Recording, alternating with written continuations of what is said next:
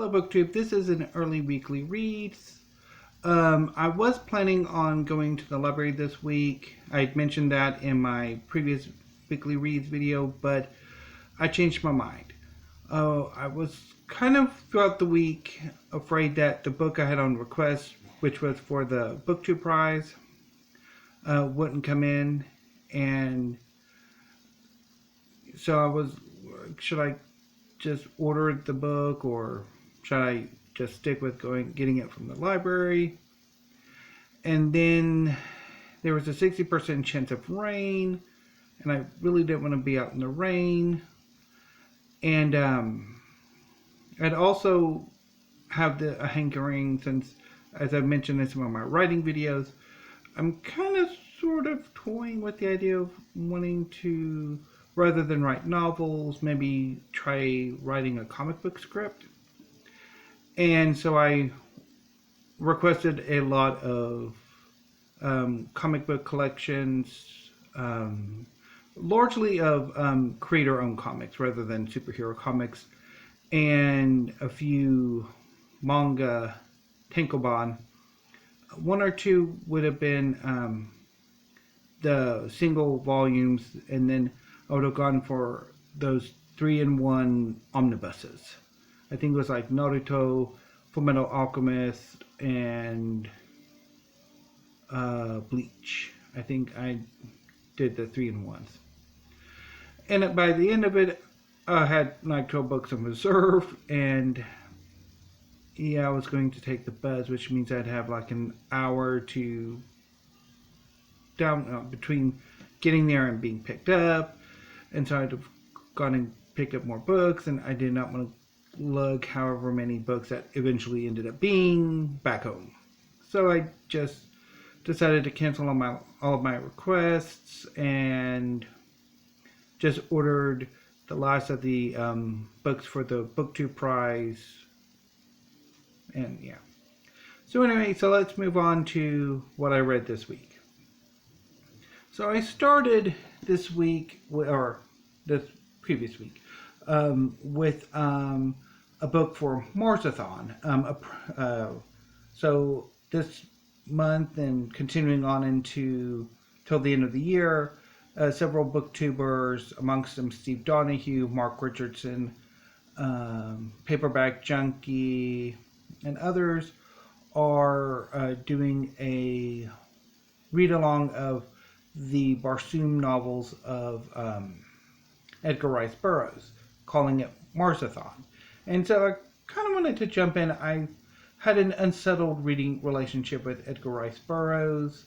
I've tried A Princess of Mars 2 times before, and I decided, yeah, maybe this is a good time to not only add some Edgar Rice Burroughs to my collection, but also give A Princess of Mars a third try.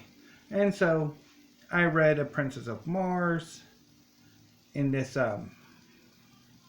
omnibus edition. Obviously it'll show back up again when I do the haul.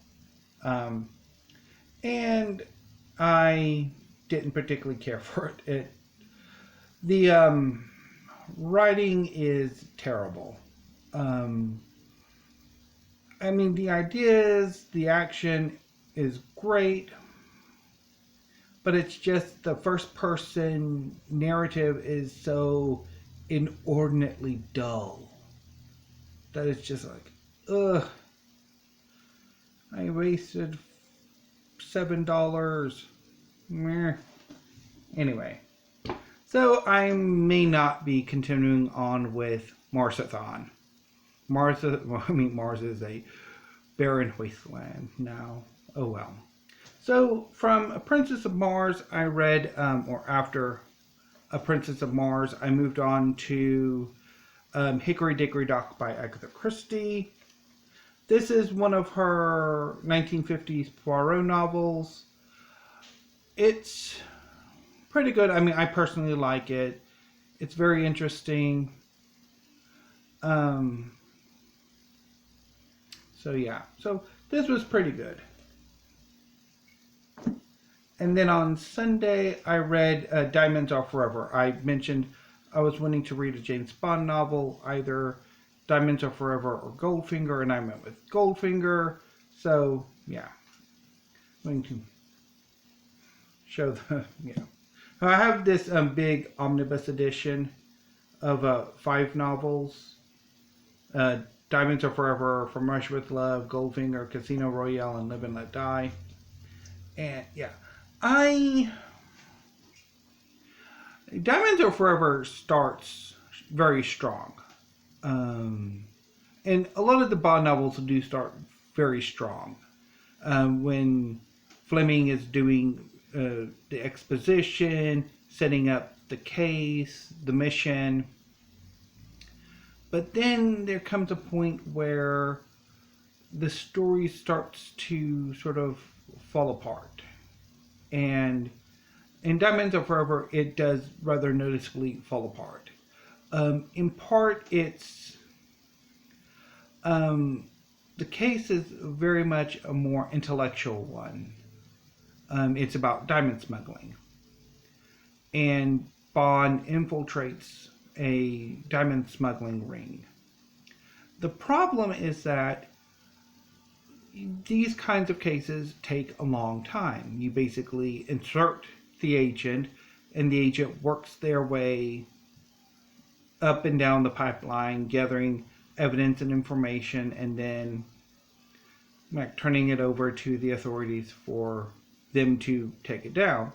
Not necessarily the agent to basically run amok and wipe out the ring himself, which is pretty much, spoiler alert, what he does. Now, the novel version of Diamonds Are Forever is markedly different than the movie version. There's almost no similarity between the two.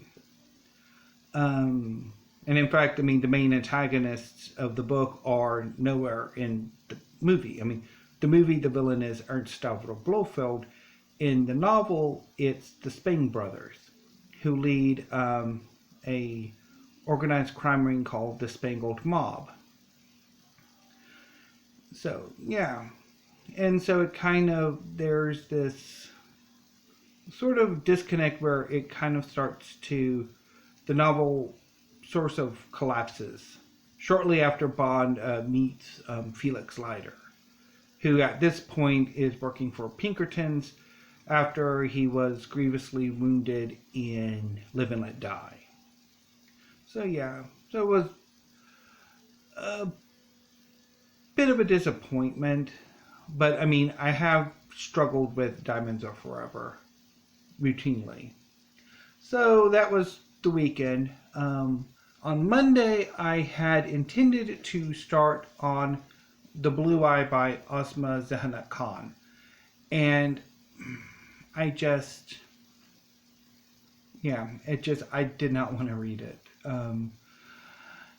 And I knew at that point if I tried it, I was going to be unfair in my reading. So I'm going to set this aside until I'm ready for it. And instead, I picked up Wild Sea, A History of the Southern Ocean by Joy McCann. And I absolutely love this book. It is a history of the science and exploration of the Southern Ocean. And it's just an amazing book. I loved it from beginning to end. Some of the first opening of each chapter, it's a little bit clunky, but all told, this is a phenomenal book. And yeah, and I'm not, it still raises the question of whether whether it's just I'm just mad for nonfiction or history, or if my tastes are beginning to change and I'm gravitating more towards nonfiction now rather than fiction or science fiction and fantasy. Although probably as the year progresses, we'll probably have a better, or I'll have a better idea of where things are going. But I did greatly enjoy Wild Sea, and I'm looking forward to what Joy McCann will be writing in the future. Now, I finished Wild Sea yesterday. It was only like 200 and some odd pages, so I could read it in 4 days. So I'm going to touch on what I'm going to start tonight and hopefully carry on through the weekend, and then what I will begin on Monday.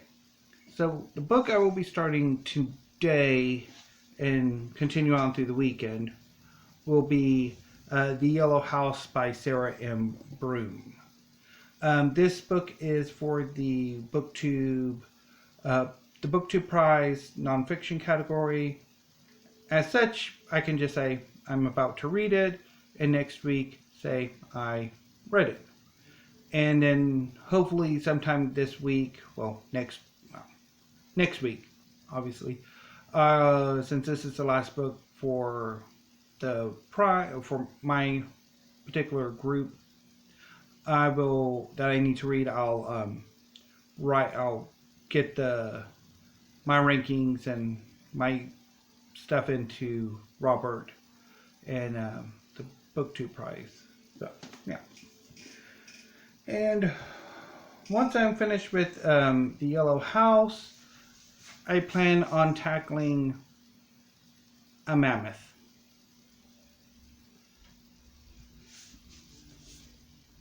I will finally be taking on Big Wonderful Thing by Stephen Harrigan. And I am looking forward to this. So yeah. Now, I'm quite happy I'm finally going to be reading this. Now, given that this is such a large book, I might end up... This book might be going on for several weeks. But we shall see, and I'm excited to finally get around to reading this book. So, that has been my weekly reads. Hope everybody has a good weekend. I might have another video later today, and if so, I'll wish you a happy weekend again. But if I don't, have a happy and safe weekend. Thank you, BookTube.